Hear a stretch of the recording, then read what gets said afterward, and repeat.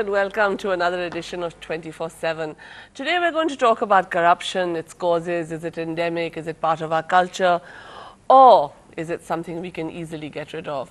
With me today in the studio are Mr. Akmal Wasim, an advocate of the Supreme Court of Pakistan, Dr. Sheheryar Banuri, who's a consultant with the World Bank, and Mr. Alan Davis, the head of the Asia Institute for War and Peace Reporting. That's rather interesting. What do you mean war and peace reporting? You sound like a journalist. Oh, let's not go there. We were initially a journalist-led NGO, but now we focus very much on governance. And rule of law. So corruption is a big issue in Pakistan these days. There's a political party and out there and they're shouting about corruption. They say it's the root cause of all Pakistan's problems.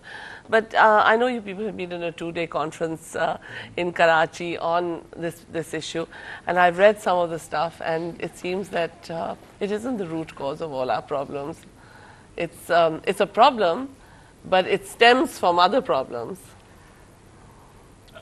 Well, I should, yeah, that's right. I should respond as, so I'm a behavioral economist, which means I'm part psychologist, part economist. Oh, I thought behavioral economists were economists who behave themselves and give nice forecasts. Only on weekends. So the way I think about corruption is from an individual perspective, right? So who are these people that engage in it? Why do they engage in it? Is it criminality? What's causing?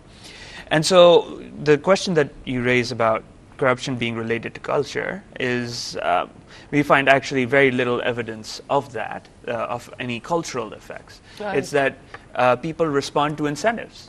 And when the incentives are not correct, people will misbehave. This happens in the private sector. People will steal money. We saw with Enron in the U.S. It happens in the public sector as well, with in U.S., in Pakistan and other places. But what's the core difference? It's that the institutional arrangements to protect against corruption are weak, and so therefore you have it. Okay, because I've got hundreds of tweets here, and it's like any social evil. Corruption becomes fatal to a nation when it's not even considered evil. So that's part of your behavioral issue, right? It's that people don't think there's anything wrong with it. They think that this is the way to get around, this is the way to get things done. This is the way the system works. Well, I think part of the problem is in many countries, I mean, let's be clear, all countries suffer corruption, and all countries have experienced it. Even, I think, the country at the top of the Transparency Index, the current one, I think New Zealand, even they have their own problems with corruption. I think one of the audit officer general was recently, a couple of years ago, put in jail for some reasons. So it's not specific to transitional countries. You know, in England we have problems with corruption. But I think when ordinary citizens and people see their leaders as being corrupt, they think, well, if they are, you know, why not me? So it runs throughout society simply if political leaders are shown to be doing wrong. Okay, that's interesting because, you know, that whole top-down, bottom-up kind of argument. So if the leaders are corrupt, they're on top. But how do you fix it? Do you fix it from the top or do you fix it from the bottom? Actually, I have a little different view on the subject.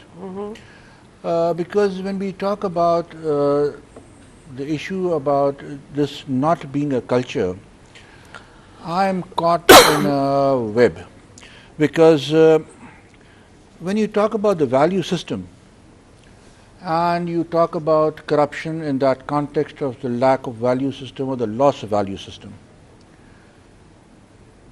there are two areas which need to be addressed. One is corruption by choice. The other one is the corruption by necessity.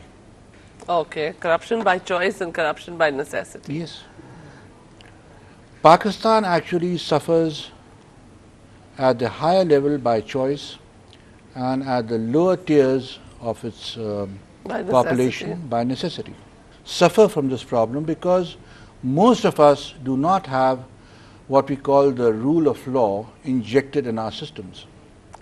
Okay, so if for example, you had strong rule of law, if you had a governance system, if you had accountability, then it would be very difficult to be corrupt.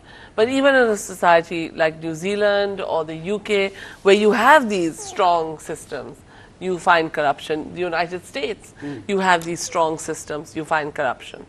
Yes, precisely. I was coming to that, as you just pointed out very correctly, that even those systems like America, and Enron, of course, is one of the most famous Cases. of the corruption cases well known around the world. But then the difference between a rule of law system and a non-rule of law system is that a rule of law system can address that problem and resolve it.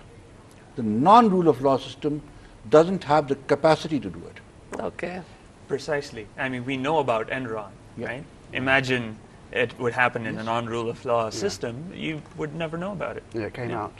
But I'm glad you actually mentioned right at the beginning the question of, is it a top-down, bottom-up thing? Because my point of view is, as a non-expert, I'm not an academic, I'm not a social scientist, I'm a journalist by initial background, turned a civic activist. I think historically there's been a lot of work on corruption done at government-to-government level. Okay. Expert to expert level within government departments. But that's a closed process, and you don't know whether that has had success or failure. And you know, all governments will say we are not corrupt and we're committed to combating corruption. But they have to say it. If they don't say it, but they would say that, wouldn't they? Except in Pakistan, we had somebody say something quite idiotic. They sort of said that everybody has a right to be corrupt. Oh yes. We had a minister Very who famous, said that. Very famous. Yeah, It's quite become a quote recently. now. Yes. It's become a quote. So now. we have it seems to have sort of been now ingrained into our national psyche or political psyche at least. There's a very famous quote, just jumping off of that, where I don't know where it's from actually, but they say, I either want less corruption or I want more opportunities to participate in it, right? Because because it's either you want less of it, or if you can profit from it. It's just human nature. If you can profit from it, you could say something about value systems, people being ethical, but if you're being paid really, really low salaries, you have difficulty feeding your family, and at the same time, if you take a little bit on the side and you won't get prosecuted, all right, well, you know, it's fine. And that's indeed a lot of what happens. So if you can shore up both of those things, But surely in a system where nobody can feed their families adequately, or everybody's struggling, and everyone is faced with the same problems, is there less incentive to be corrupt? But if you see that, you know, some people are skimming off all the fat and you're getting nothing, then are you more incentivized to be corrupt? Of course, I think you have to survive whichever way you can. But I recently did a project in the Philippines, and it basically looked at the Philippines, as we know, has been a highly corrupt country. I've lived there for 3.5 years. Well, you know all about it. It's shocking. For generations, but the Filipino mentality is, corruption will always be with us. It's part of our culture. It's ingrained. We'll never get rid of it. But I kind of challenge that, thinking that's nonsense. You need to actually combat that. And the Philippines has had millions of dollars spent by donors through the government, through successive governments, and nothing's changed. Nothing has changed. So the idea, people have had is actually, why not do it? Try the bottom-up approach. Actually, the way to actually beat corruption possibly is actually if you build fiscal literacy in society. If people, ordinary citizens, know how money works, how the public sector works, who's responsible, how things are allocated, every simple thing like procurement, things actually start to change. You actually have a spotlight. It's all about corruption that happens in the shadows.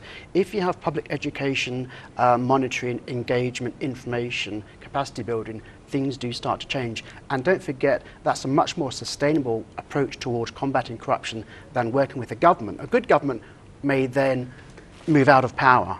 So building the capacity of citizens, I think, is a real good way to go.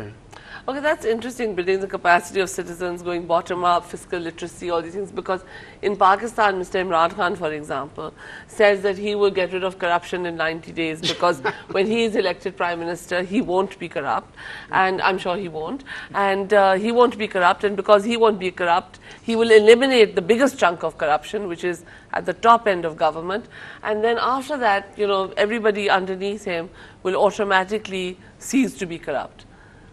Do you see that happening? I don't see that happening. I see it more as a daydream. As a daydream.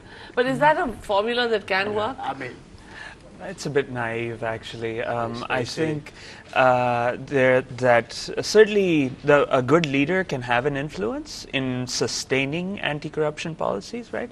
But just saying, I'm going to not be corrupt and all of a sudden the entire I'm like a little bit of the system will change, right?